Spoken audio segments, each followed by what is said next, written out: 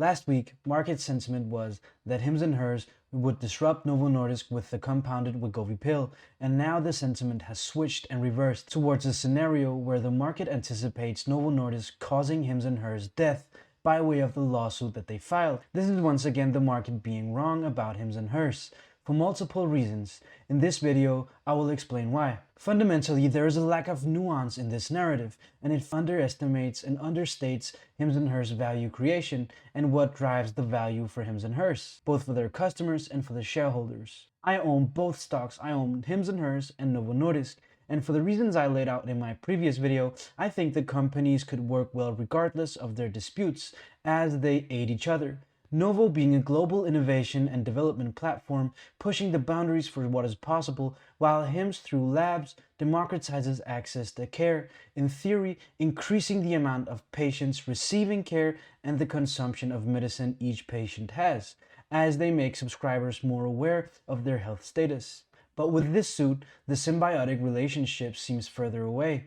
And to some, HIMS being hit with this filing means that the company's ability to produce and increase free cash flow over time has evaporated. Just at this point, the bear thesis seems irrational, as HIMS is much more than GLP-1s. For HIMS and HERS, the thesis was never GLP-1s. It was a part of the thesis playing out in practice, but the thesis never fully hinged on that. HIMS and HERS is about iteration, adding verticals, expanding their offerings, and doing so increasingly by personalization and tailoring treatment. GLP-1s are a part of that thesis playing out in practice, but it is not the end-all be-all. They will likely still produce weight loss products such as liraglutide and offer GLP-1s in Canada as one of the many offerings that they will offer to democratize access to healthcare at scale. They will still offer weight loss products, just not GLP-1 products, just not compounded GLP-1s in the US most likely, right? So with these massive swings and these massive switches in market sentiment, I purchased more shares of HIMS and HERS, increasing my position by 40%. Now I had to sell a bit out of my Novo Nordisk position, approximately 4% of that total holding. Now this is not because I think that Novo Nordisk is a bad company. I've made multiple videos explaining why I hold Novo Nordisk and why I'm so bullish on this company. It basically just comes down to Novo Nordisk being my biggest position, both in terms of allocated investment sum and just also in terms of position size, right? So Novo Nordisk is, by any way you measure it, the biggest position in my portfolio. So this is where I sold 4% to increase my HIMS and HERS position by almost 50%. So I believe that these worries that Novo Nordisk through a litigation suit will kill HIMS and HERS are way overblown, and the market just has no nuance in this. Either it is HIMS and HERS fundamentally disrupting and killing Novo Nordisk as a company, or it is the reverse, and there's nothing in between. I believe that the truth lies in between. As I mentioned previously, I think these companies aid each other. Their existence is symbiotic, regardless of them working with each other or not. HIMS and HERS with labs make patients more aware of their health needs, so they'll be more aware of what they need. This is basically very good for all pharma companies, right? So consumption of pharma just increases with HIMS through labs. So basically, I believe that the market is mistaken about HIMS and HERS.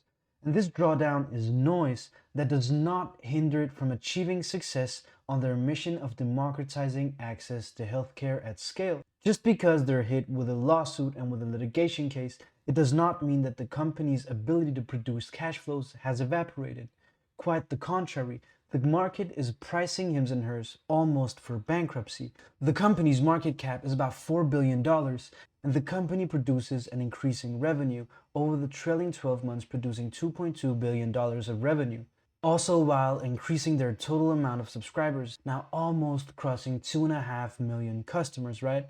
Also, while this is happening, the company is increasing their monthly revenue per average subscriber. So this is also a metric that's going up. Now, I do know and I am aware that this is largely driven by GLP-1s. This is largely driven by their weight loss offerings. And the market is basically anticipating HIMS and HERS' ability to increase this monthly revenue per average subscriber, so their ARPU to go down. Now, I believe this isn't the case. HIMS and HERS is much more than GLP-1. over the long term, you'll see this. Over the long term, this will express itself. This is, in my opinion, just very short-term noise. Now, obviously, this increase has been driven by GLP-1s, but they've done this and they've been able to continue driving up this revenue even since the GLP-1 shortage went off, and since they couldn't produce compounded GLP-1s based on the shortage, now they're producing it based on better outcomes, right? So that's their argument. Very basically, it's about the company being able to move this metric over the long term. Now, this litigation case and this lawsuit with Novo Nordisk does not hinder Hims and Hers driving up their free cash flows over the long term. I've laid out my case why. I believe that this company is a company that sells a longer lifespan and has that as a service. This could be one of the most valuable offerings and one of the most valuable value propositions for customers of all time. Now, through the power of labs, Hims and Hers can increasingly do this, right? GLP-1s are obviously a huge part of this revenue going up. They've guided for $750 million of 2025 revenue being based on weight loss, not on GLP-1s. They still offer liraglutide. They still have other weight loss offerings. You shouldn't be turned away by this. You shouldn't be frightened by this. They can still aid customers through labs and through weight loss. Now, with this Novo Nordisk lawsuit, this will probably be hindered, right? But they'll still be able to meet customer needs in terms of weight loss. So basically, for Hims and Hers to drive up their free cash flow over time does not hinge on weight loss or GLP-1s or any single offering. What it does is hinge on them iterating and increasing the user experience the way they're currently doing. What it does hinge on is them executing and increasing their verticals, right? So they're executing on almost every vertical they're integrating into their company. And this will all be tied together through labs. Yeah, so as I said, it all hinges on their ability to increase free cash flow over time. Weight loss is one of the ways that it does this, right? But overall, it's all about iterating and improving the user interface the way they're doing. There's so much more to Hims and Hers than weight loss and GLP-1s. There is their core business. With hair loss, skincare, these very stigmatized, tabooized offerings, right? While newer offerings such as menopause, hormone replacement therapy, psychopharmaca, cancer testing, and all that being tied together through the power of labs, allowing customers to get a more proactive, preventative role in their health, addressing issues before they arise. That is such a valuable proposition, and my sense is that these will drive the free cash flow for Hims and Hers upwards over the coming years. Did you go into this investment not being aware of the legal risks tied to it? I went into this investment with legal risks tied to it.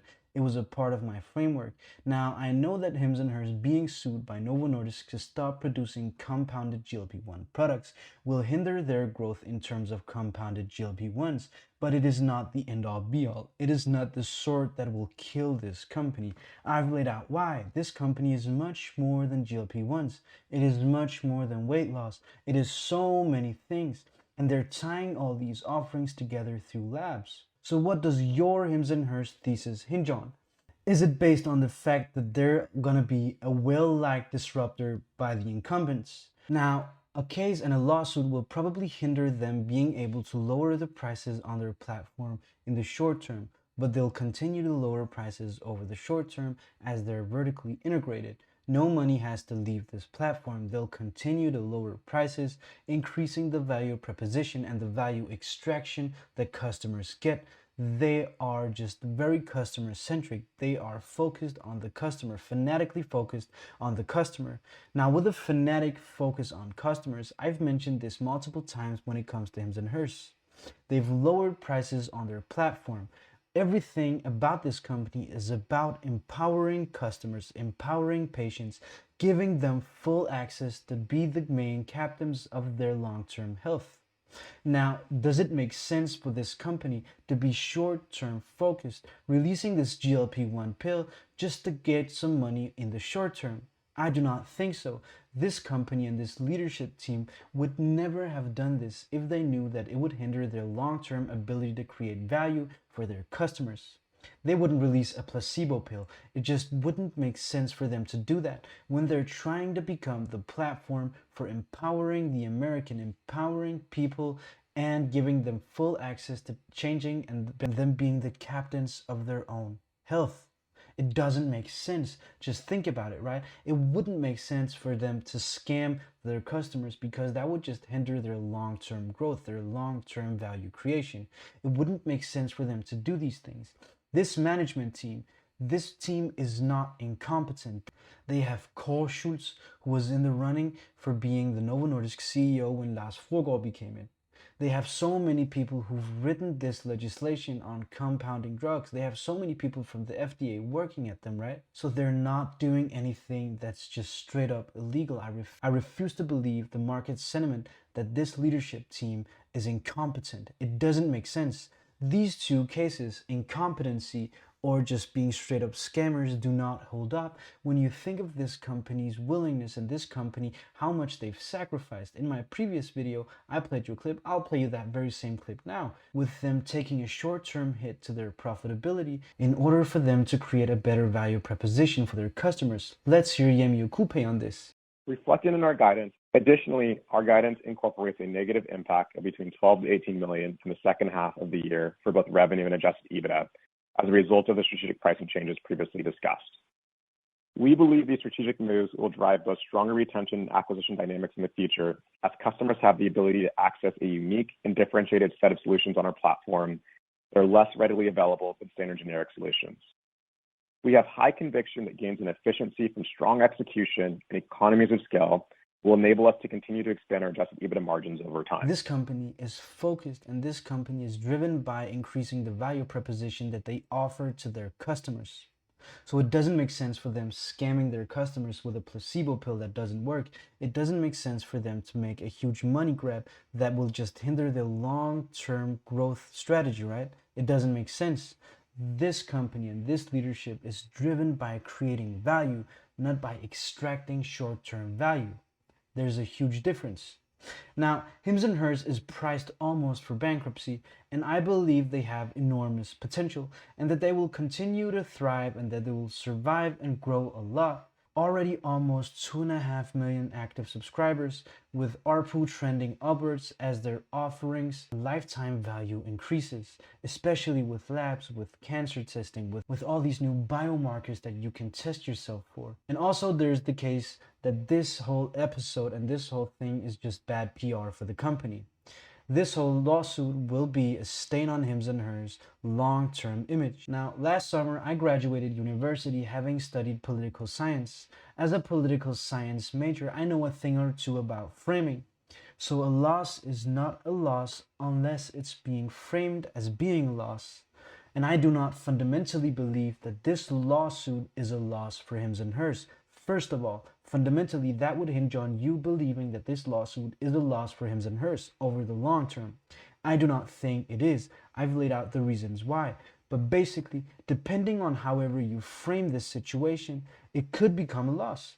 If they frame it as, oh, we've done something straight up illegal, we're doing this to grab money, we're doing this for short-term profits, that would be a loss. But I think that this is the contrary. It depends on how they frame it. And so far, they're framing themselves as the David, the Robin Hood, the patriotic disruptor, making healthcare accessible, making good healthcare, proactive healthcare accessible.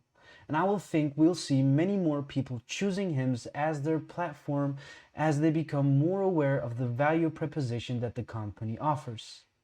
People with this lawsuit will become more aware of what HIMS and HERS has to offer. On the one hand, we have Novo Nordisk saying that this company is making dangerous treatments for customers, putting them at risk. On the other hand, we have HIMS and HERS fundamentally stating that they are the David versus the Goliath, that they are the Robin Hood of this situation, that they are the patriotic disruptor fighting for the good health of Americans. Now, depending on where people land in this, I think the truth will be that it is much more nuanced, but however the case is, people will likely become much more aware of what HIMS and HERS is and what it has to offer. With labs, with their many offerings, with their customer centricity, I believe that people over time will become aware of the value proposition that HIMS and HERS offers. To conclude this video, I'll likely be purchasing more shares if the stock continues to trade in this level. I'll be adding and accumulating to my holdings, as I do fundamentally believe that the market is pricing this company for bankruptcy, and I do not believe that they'll go bankrupt. I believe that they'll grow a lot over time. I believe that Novo Nordisk and HIMS and HERS and this lawsuit will not kill HIMS and HERS. I believe that HIMS and HERS has so many legs to run on. The thesis was never GLP-1s. The thesis was never them being the good guy. The thesis was never them being the well-liked disruptor. When you are a disruptor in an old, stale industry that is connected with a lot of friction for customers, you are bound to get sued at one point or another. HIMS and HERS is going through this. Now, without knowing too much about it, I can assure you that Spotify probably went through lawsuits. Netflix probably went through lawsuits. Most of these disruptive platforms go through lawsuits. And they thrive and stay surviving because their value proposition is not bound and tied into one offering. HIMS and HERS fundamentally is a platform that makes access to good healthcare democratized. So they democratize access to good health. With them being vertically integrated, they own the full stack, and no money has to leave this ecosystem unless they do partnerships with other companies, right? So they'll be able to survive. They'll be able to take these hits. Them not being able to sell compounded GLP-1s will likely hinder them and hurt them in the short term. I'm not stupid. It'll probably hinder them in the short term, but over the long term, as people become aware of labs, as people become aware of the offerings that they have, the lifetime value of this company, I believe that the company will increase their free cash flow over time, and they will do so exponentially. That's been it for my video today, guys. This has been my thoughts. I would like to hear your thoughts in the comments below. This has not been purchasing or selling advice. This is not advice or solicitation to trade, hold, or buy any securities I mentioned.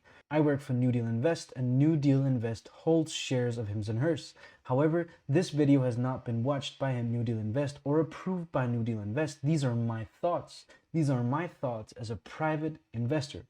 I appreciate your time and I appreciate you watching. Bye.